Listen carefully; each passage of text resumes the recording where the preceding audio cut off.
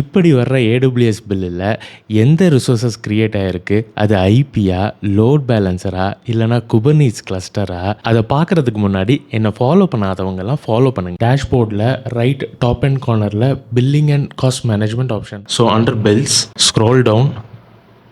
So ensure that it is today, so that you know the latest information. So இதில் வந்து நீங்கள் பார்த்தீங்கன்னா நம்ம $5.68 சார்ஜ் பண்ணியிருக்காங்க.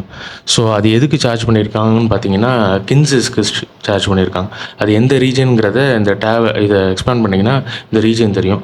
ரீஜனில் என்ன டைப் ஆஃப் கின்சிஸ், அது வந்து ஆன் டிமாண்ட் ஸ்ட்ரீமு, அதுக்கு நம்ம வந்து 0.04 ஸ்ட்ரீம் ஓவர் யூஸ் பண்ணியிருக்கோம்.